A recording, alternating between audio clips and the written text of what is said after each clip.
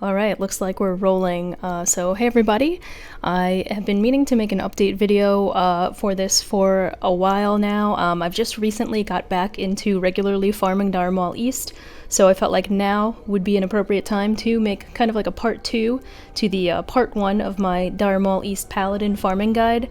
If you haven't seen that video, I've got it linked in the description below. It's about a half hour long. It's pretty lengthy, but I tried to be as thorough as possible. I left timestamps in the description below. But people will still always complain that a video is too long. But that's why I always put timestamps, so that you could skip around if you don't want to hear this babble in the beginning and whatnot.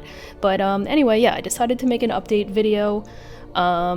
My gear has changed significantly since the creation of that video. I don't even know when I made it, like probably about 2 or 3 months ago. Actually, it was before BlizzCon, so yeah, couple months ago.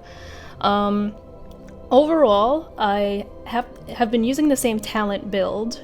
I did try to mess around with a Ret Prot hybrid spec with improved retribution aura. It proved to be pretty good. I felt like I was doing a little bit more damage than my Holy Prot hybrid spec, but I was using a lot more mana, and my heals weren't as strong overall. I was missing my Divine Favor talent, which is kind of deep into the Holy Tree, not too crazy, but having Divine Favor for that free critical heal proves to be very valuable in this farm, and it saves you so much mana. Especially when you're using that during a pull.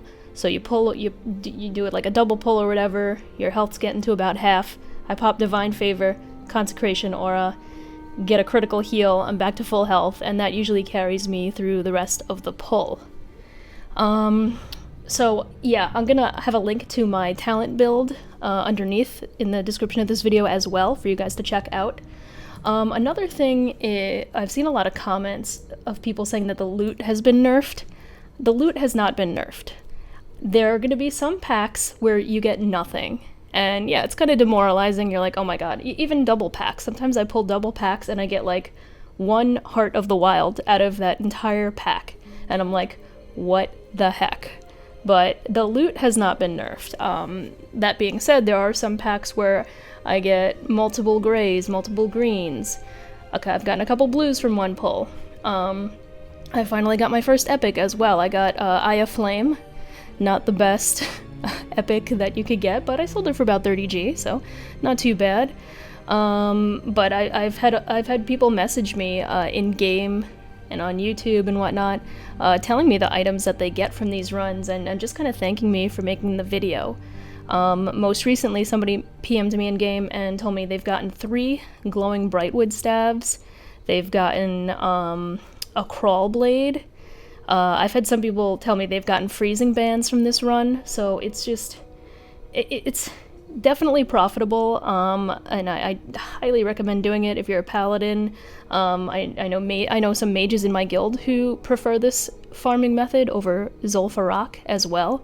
I know ZF you could probably make more money, but it's a change of scenery, and yeah, something different to do, I guess, if you want to break out of the monotony of ZF.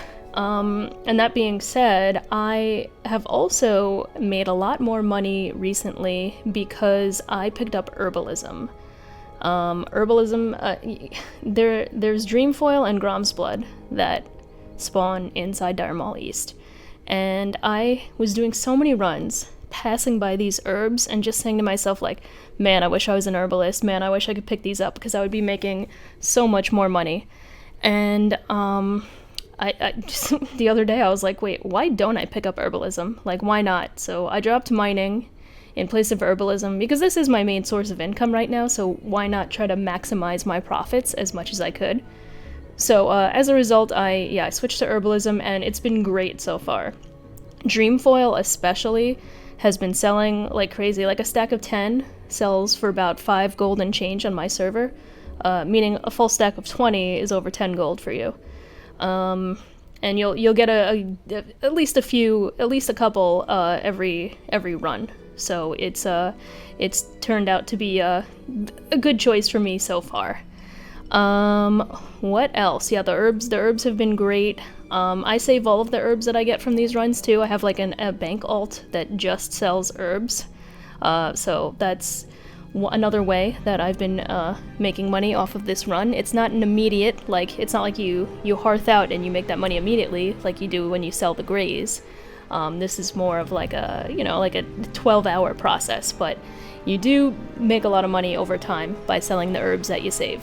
Now, some of the herbs are useless, like Heart of the Wild, I always vendor. You get so many of them, and I think a full stack vendors for 40 silver, so two stacks of that is over a gold, so that's pretty nice. Another thing is, I was just looking at like BWL's coming out soon, so the price of herbs are gonna rise even more because people are gonna be wanting to make more flasks, shadow protection potions, all sorts of other consumables, more free action potions, fire protection potions, health pots, whatever.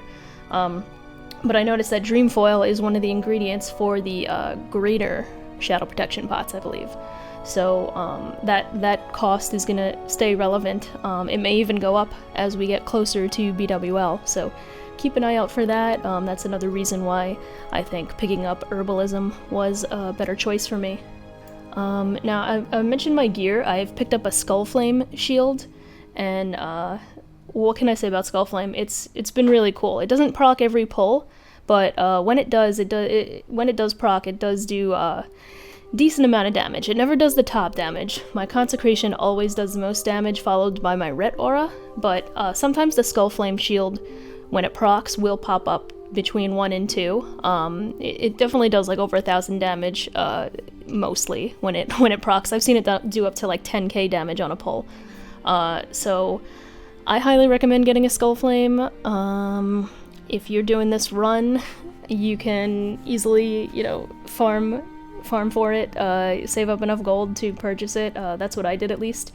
I saved up enough to purchase my Skullflame by doing these runs. But yeah, the Flame Strike ability that it does is really cool. It's a nice added damage. Dragon Breath Chili is another nice option as well if you're looking for additional damage. If you're an engineer, you could throw bombs, grenades, etc., etc. I'm sure there's other things. People were telling me about Crystal, what's it called? I think it's called Crystal Charge?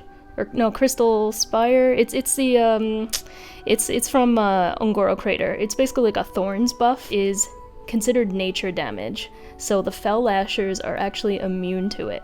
I had collected a few of these for my runs, and I noticed that it wasn't coming up in my combat log, it wasn't coming up in my details, and I didn't know why, and I realized because it was nature damage, and the Fell Lashers that we're killing are nature, so yeah, those won't work in this particular scenario. Other situations, yeah. And the other thing about Skullflame Shield is it has a lifesteal element too, so that's a nice little added addition where you can gain a little bit of health back. I've seen a lot of people, I mentioned my spec earlier. You don't need to be prot to do this, or holy or red. You could do this in any spec. I think the most important thing is keeping an eye on your health. And when it gets low, you switch to Concentration Aura. I always say Consecration Aura. You switch to Concentration Aura, and you heal yourself. Let your Consecration do most of the damage, which it will. You're going to be your top damage dealer. Switch back to your Ret Aura when you can. Those are your top 2 damaging abilities.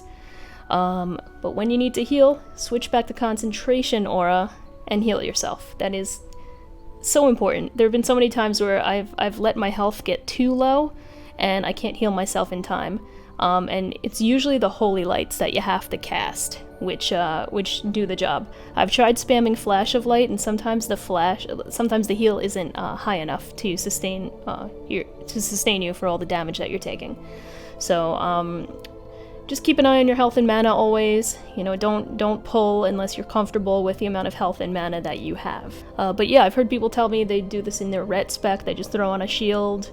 I've heard people tell me they do this as holy, like full holy. So it's up to you. It might take a little bit longer to kill the mobs, but hey, if you don't want to respec, this is still viable for you.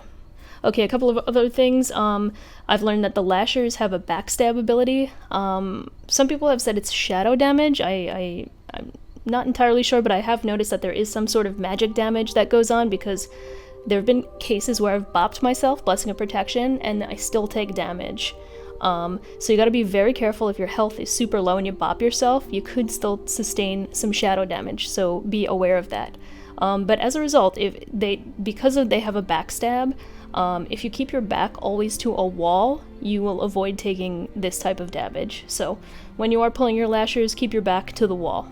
Another thing that I learned is about the pillars. So I didn't mention this in my first video, I actually learned this a little bit later, but there are several downed pillars inside Dire Maul East that if you happen to aggro the trees that are running around, or the bigger fell lashers, I know I'm terrible with names, you can actually jump on one of these downed pillars and the mobs will evade bug and de-aggro you eventually. So I'm gonna demonstrate it. I'm demonstrating it right here. I'm pulling these trees and I'm gonna jump on the column here. Now, I usually run to the end just to be, get as far away from them as possible. One thing I carry on me are invisibility pots, because sometimes when they do de-aggro you, depending on their pathing, they could turn around and just like aggro right back on you again. So what I do, just to be certain that I'm in the clear, is I'll pop an invis pot the second that I drop aggro, the second that I get out of combat, and that just prevents the trees from like re-aggroing on you depending on their pathing.